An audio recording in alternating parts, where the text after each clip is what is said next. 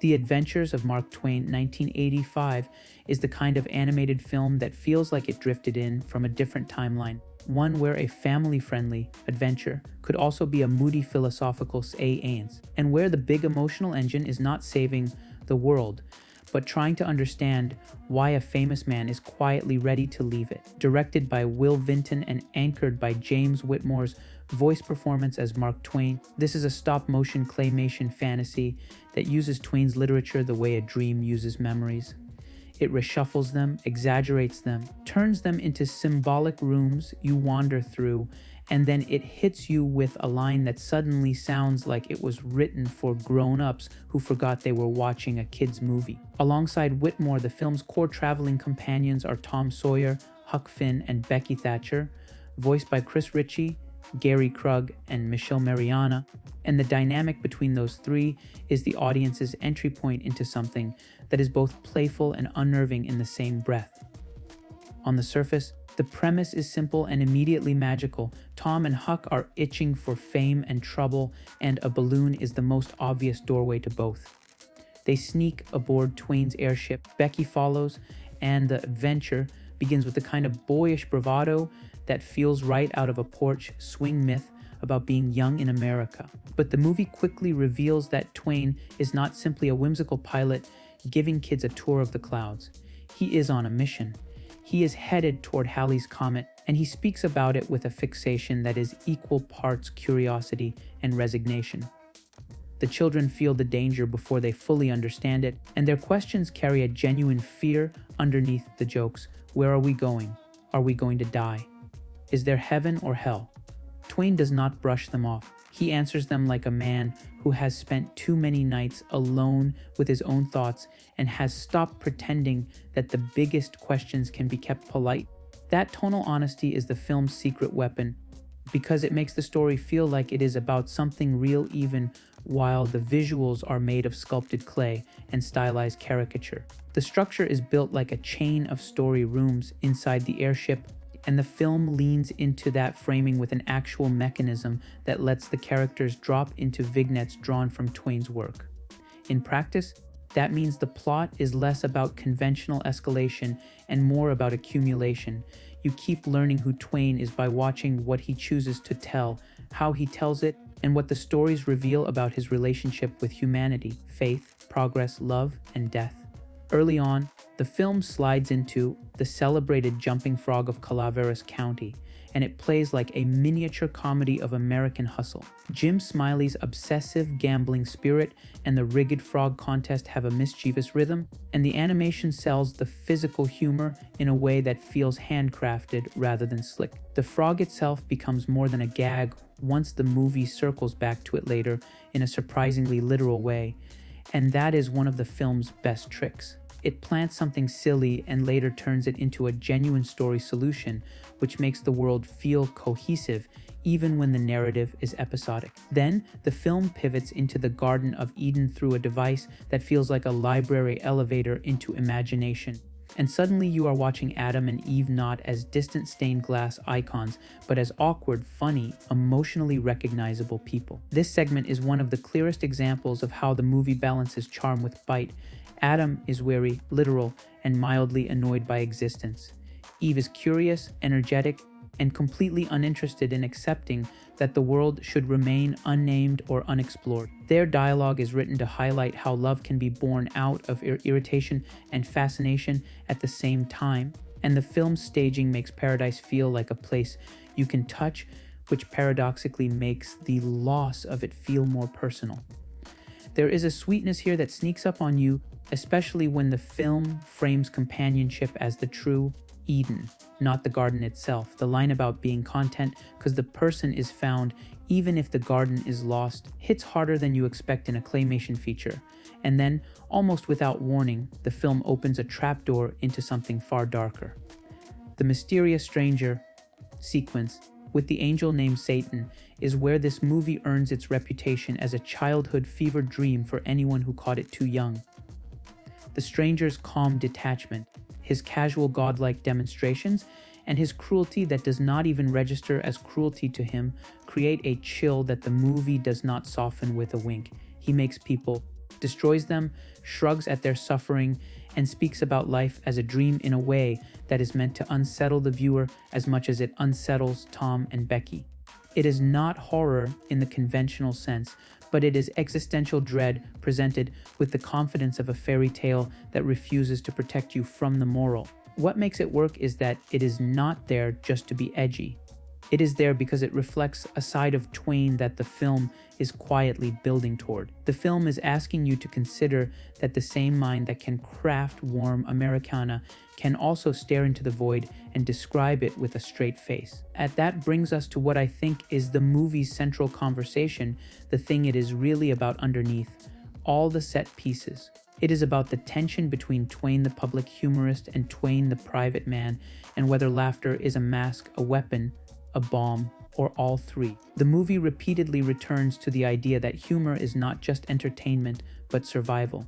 There is even a moment late in the film where the message is distilled into a simple statement about laughter as humanity's effective weapon against despair, and it lands because the film has earned it. It has shown you delight, curiosity, arrogance, fear, loneliness, and grief, and then it offers laughter as something that can exist in the same room with those feelings without denying them. If the film has a controversy and conversation layer, it is not about scandal, it is about tonal audacity. Some viewers will bounce off this immediately because it is not a straightforward kid's adventure, and it does not behave like a conventional family film that keeps its darker impulses behind a locked door. It invites children into a story about death, faith, and nihilism, and it does so with imagery that can genuinely disturb. At the same time, it keeps Tom's cocky energy and Huck's grounded skepticism alive as a counterweight, and it uses Becky as a moral compass who will say what the boys will not. The result is a film that feels like it is speaking to multiple ages at once, not in a cynical, adult jokes for parents way, but in a sincere kids deserve real ideas way. Whether you consider that brave or irresponsible will probably depend on what you believe stories are supposed to do for children. For me, the film's strength is that it does not treat big questions as poison.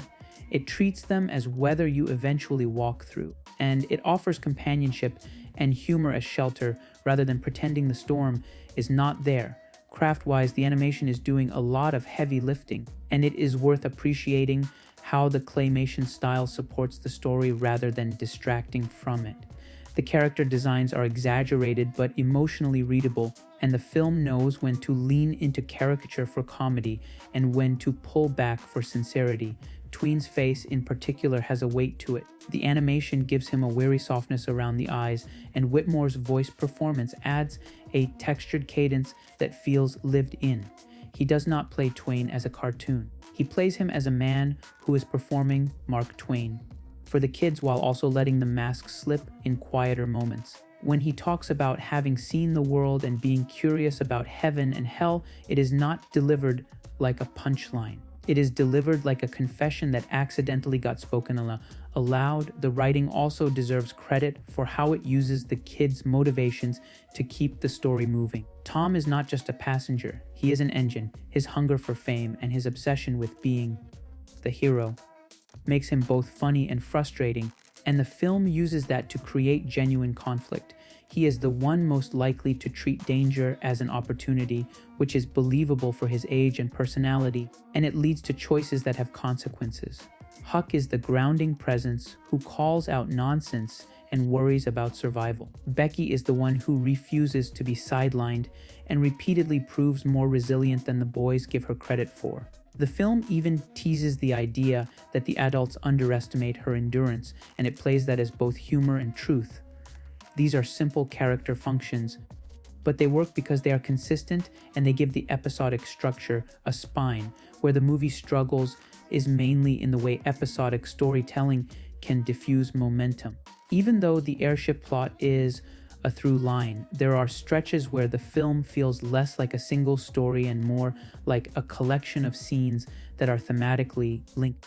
If you are the kind of viewer who needs plot escalation every few minutes, You might feel the middle drift, especially as the film lingers in the Adam and Eve material. That segment is rich and often beautiful, but is also a pause in the airship tension, and the film relies on tone and curiosity rather than suspense to keep you engaged. The transitions can also feel abrupt, not because they are poorly executed, but because the film is comfortable with dream logic.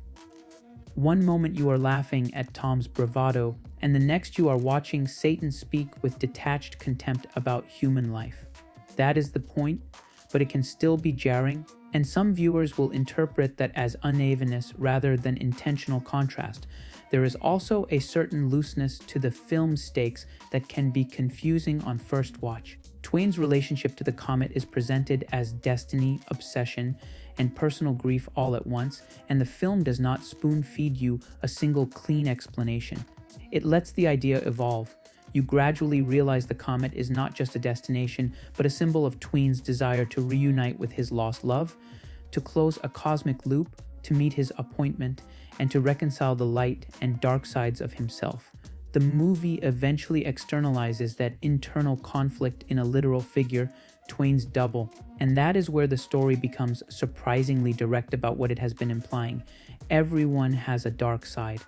The public persona is not the whole truth. The film is not subtle in that moment, but it is effective because it gives the audience a way to emotionally process the earlier tonal swings. One of the most satisfying things the movie does is how it turns the kids from stowaways into capable crew. Early on, they are impulsive and clueless, and their confidence is mostly performance. Later, when chaos hits and the ship is in danger, they actually learn. The film uses that shift to create a sense of earned growth, and it makes the climax feel like a payoff rather than a random escape. I also love the way it uses the frog as a practical hero in a moment that could have been solved by convenient adult competence. Instead, the movie reaches back into its own earlier silliness and uses it as a literal solution, which is exactly the kind of story craft that makes a film rewatchable. In terms of comparison, this is not trying to be Disney, and it is not trying to be a fast-paced Saturday morning cartoon either. It feels closer to the tradition of literary animation that is willing to be eerie and contemplative, the kind of work where imagery and mood matter as much as plot. If you have any affection for stop motion as an art form, you will probably be forgiving of its pacing because the tactile nature of the world is part of the pleasure. If you grew up on more modern, joke-dense animation, you might find it slow in places, but you might also be surprised by how much it respects the audience's ability to sit with an idea. It is a film that assumes imagination includes discomfort, not just whimsy. Who is this movie for? Honestly, it depends on what you want out of animation. If you want a clean, purely comforting family movie, this is not that. If you want an imaginative, strange, occasionally beautiful, occasionally unsettling claymation odyssey that uses Mark Twain as a vehicle for big questions, this is absolutely worth your time. I think it plays best at home late evening with the lights low, where you can let the dream logic wash over you. For parents, I would not call it universally kid-safe just because it is rated gently in the cultural memory. It is not graphic, but it is intense in a way that can stick. For teenagers, curious kids, and adults who like animation that takes risks, it is a minor treasure. By the time the film closes, what stayed with me most was not any single gag or set piece, but the mood of a man trying to make peace with himself, and the way the film frames storytelling as both escape and truth-telling. It is messy in the way dreams are messy, and it is brave in the way few animated family films choose to be. I walked away feeling like I had watched a story that understands Twain's humor as the bright face of a deeper ocean, and it does not shy away from showing you the darker water underneath. For me, that ambition and the craft of the claymation outweigh the pacing bumps and the occasionally abrupt tonal pivots, so I am landing at an 8.3 out of 10. That makes it a must-watch, especially if you have any appetite for experimental animation, literary adaptation that takes swings, or stories that are willing to be warm and unsettling in the same sentence.